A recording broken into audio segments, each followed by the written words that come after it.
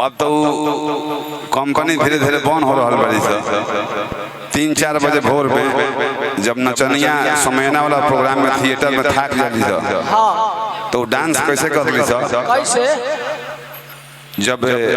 पुरस्कार के देला भोर में तो ऊपर लेडीज लचका को यहाँ से जोकर कैसे फंस फड़कावे कैसे पर शुक्रिया अदा हो चली जाता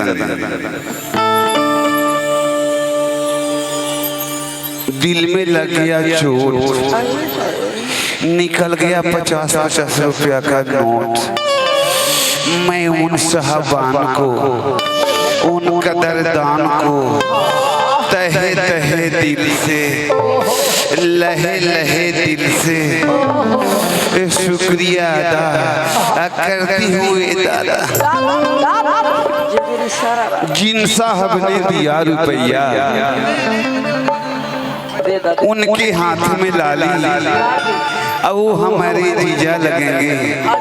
मैं उनकी साली जोगिरी सीरी री तब लेडीज कैसे लचका गावता अरे की जब हम जानती कि जब हम जानती अरे की सैया मिली है करिया डांस सही करे के बाद रोमांस होला ना पागल होला छोटे मामा के अरे की जब हम जानती टाइम पास ना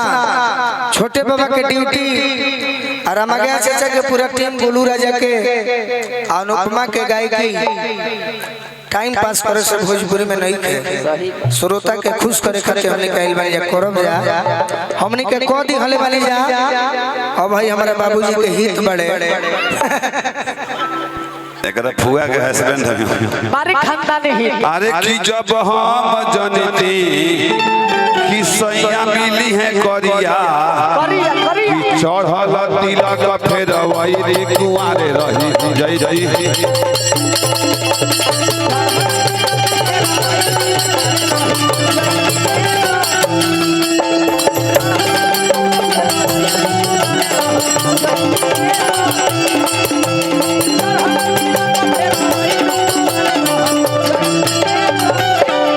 अरे कुआरे रही जाइए सखी अरे की कुआरे रही जाइए सखी अरे की नैहर में खूब कोड़वाई कुआरे रही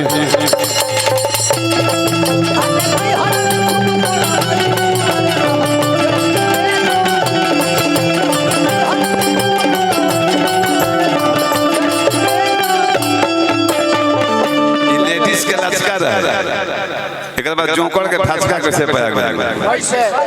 अरे की जब हम जानती कि हमारे प्रीति मिली है ठंडा कि जब हम जानती कि हमारे प्रीति मिली है ठंडा कि सेज पखी आई तू गोवांडा गरम होई जय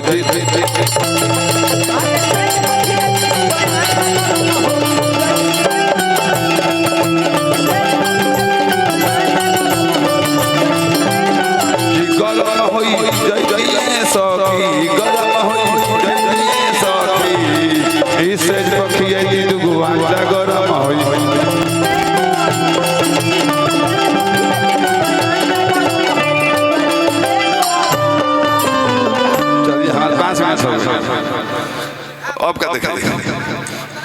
अतना ही ले ले ले मुर्गी एगो मारी अनुपमा इनकर खानदान अतना करबे करवा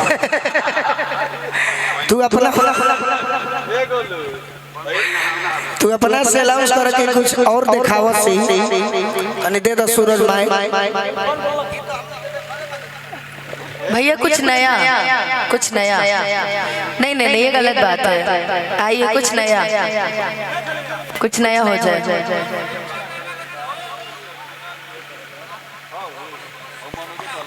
एक और ठाकुरवा का सहारा ना दे अब हम नहीं जानते भाई कह रहे देख लीजिए होगा मैंने बोल दिया मैंने बोल दिया। I am no accept from नाजायज सम्मान।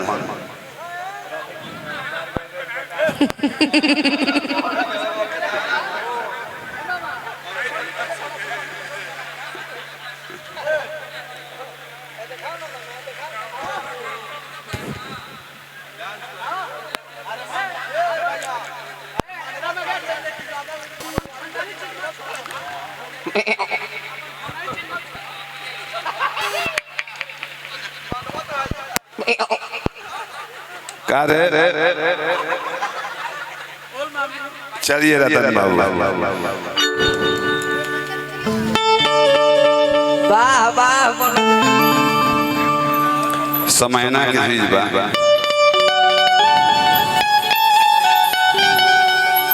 लेडीज लोग पहले दूल्हा के माला डाले लोग जाते रहे। सेहरा वाला माला उहे 20 बरिस पुरान ढकल माला बक्सा में के आ निकाल के लोग माला डाले जब जाई तो सेहरा कैसे का होता है? तो सेहरा का होता है कि दूल्हे का चेहरा सुहाना लगता है। तो पाकिस्तानी सेहरा हिंदुस्तान का ना है, हिंदुस्तान का सेहरा सुना। अरे गुथे फुल नूर का सेहरा, अरे गुथे फुल नूर का सेहरा की मुबारक है।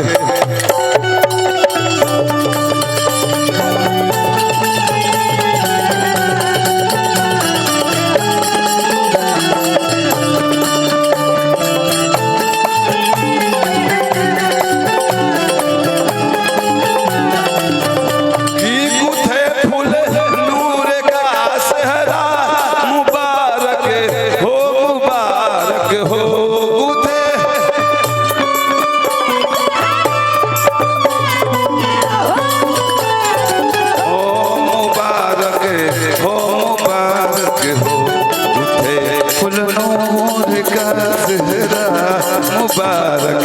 हो मुबारक।